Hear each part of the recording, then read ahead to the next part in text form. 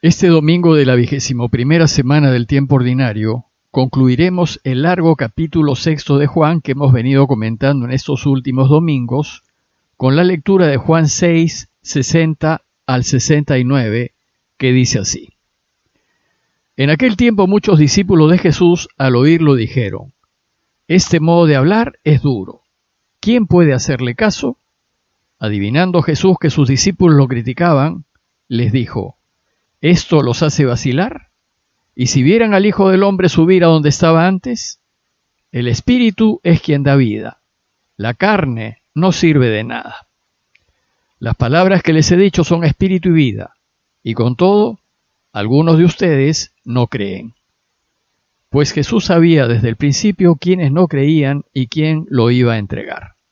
Y dijo, por eso les he dicho que nadie puede venir a mí si el Padre no se lo concede. Desde entonces muchos discípulos suyos se echaron para atrás y no volvieron a ir con él.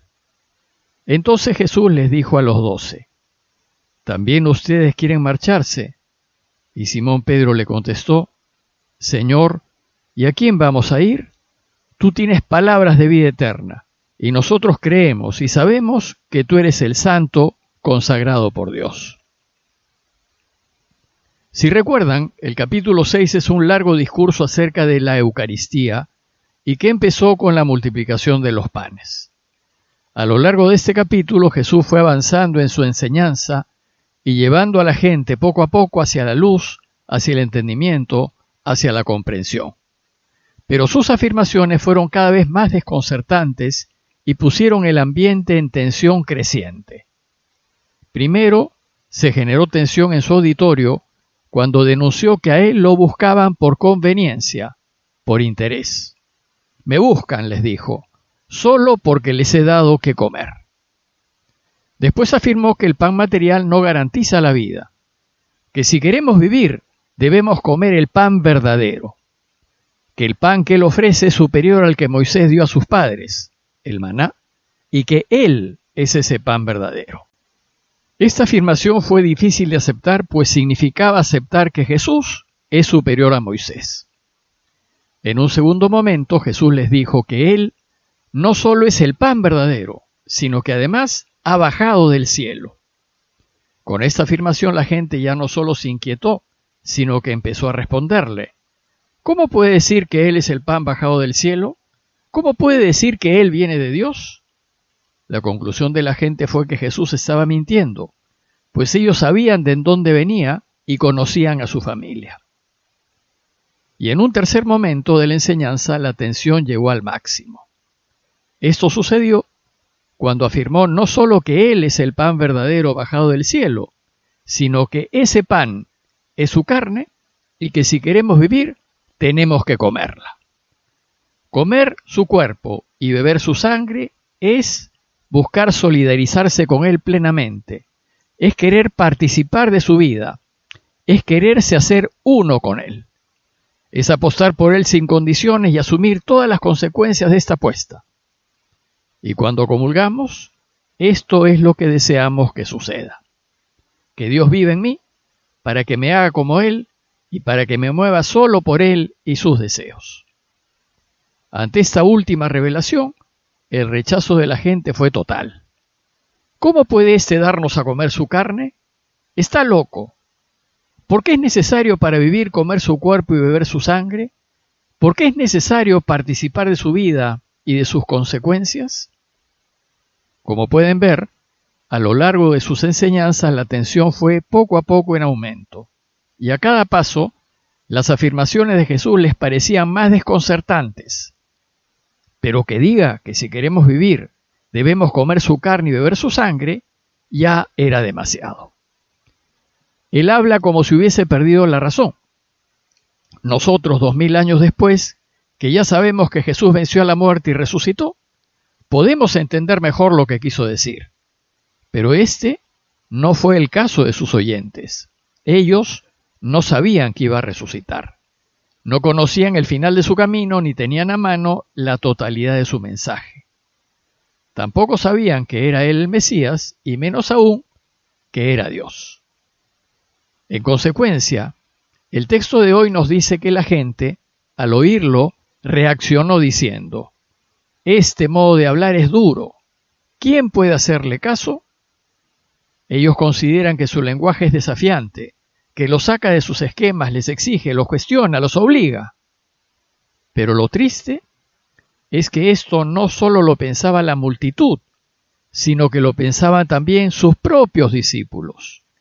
Ellos lo critican y murmuran contra él. Entonces, a causa de sus enseñanzas se produjo una crisis dentro de la propia comunidad de discípulos. Jesús se da cuenta de que los suyos se escandalizan con sus enseñanzas y por eso, dice Juan, adivinando Jesús que sus discípulos lo criticaban, les dijo: ¿esto los hace dudar?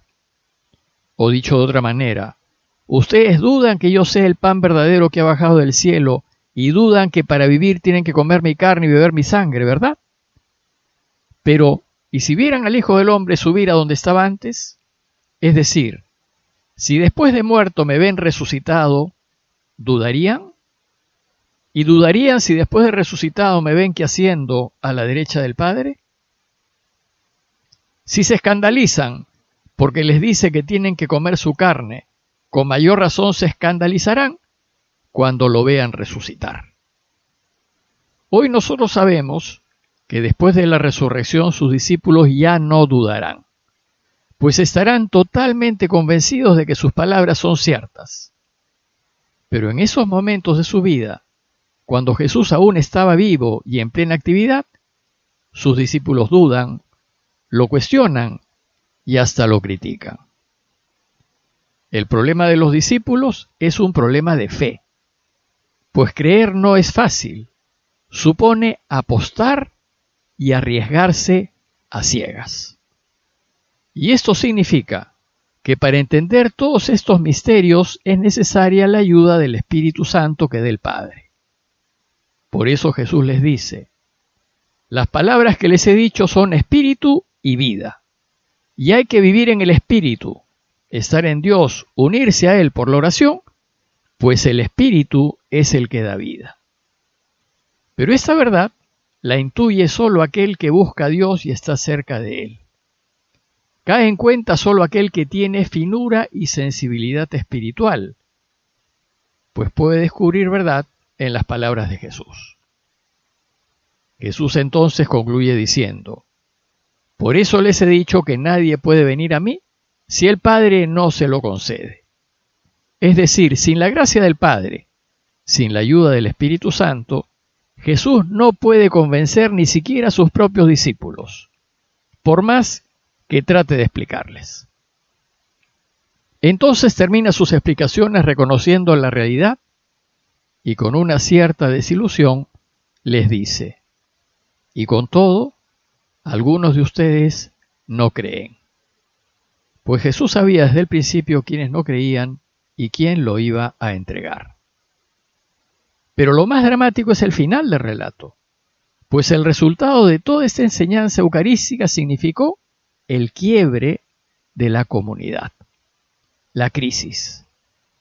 Nos dice Juan que desde entonces muchos discípulos suyos se echaron para atrás y no volvieron a ir con él. Lo dejaron, convencidos de que estaba loco, que no sabía lo que decía, que sus exigencias estaban fuera de toda realidad, y en esas condiciones, ¿quién puede seguirlo?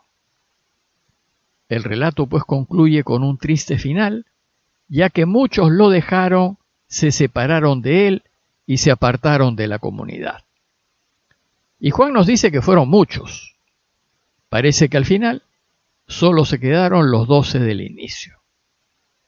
Entonces, en medio de esa crisis de fe, al ver que la gran mayoría se fue, Jesús se dirige a los pocos que quedaron, a sus íntimos, a los que él había elegido, a las cabezas de la iglesia que está formando, a los 12, y les dijo: ¿también ustedes quieren marcharse? Fue un momento muy duro en la vida de Jesús, en donde su proyecto de procurar que Dios reine en medio nuestro parecía condenado al fracaso. Jesús se corría el riesgo de quedar solo y de tener que empezar todo de nuevo. Entonces Pedro, en nombre de los 12, da una respuesta de profunda fe. Y le contestó: Señor, ¿y a quién vamos a ir? Tú tienes palabras de vida eterna, y nosotros creemos y sabemos que tú eres el Santo consagrado por Dios. Las palabras de Pedro, nosotros creemos y sabemos, son una afirmación de fe. Brotan del profundo convencimiento de que Jesús efectivamente ha venido del Padre y que lo que nos enseña es para la vida. Pedro y los 11 apuestan de nuevo por Jesús, se arriesgan por el proyecto del reino y asumen todas sus consecuencias.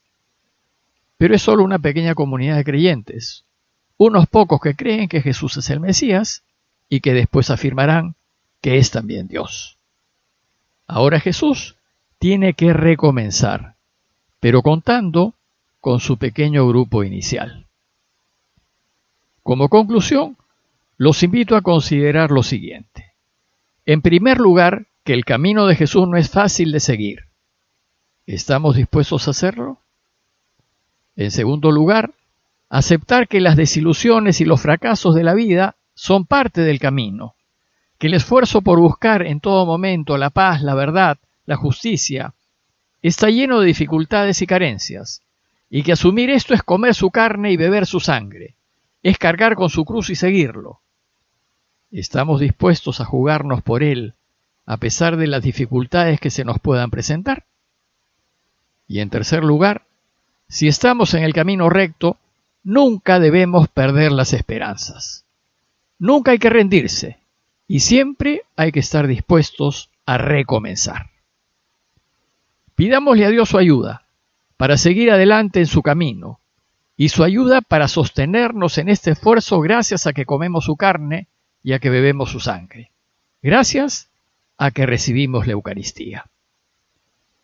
Parroquia de Fátima, Miraflores, Lima.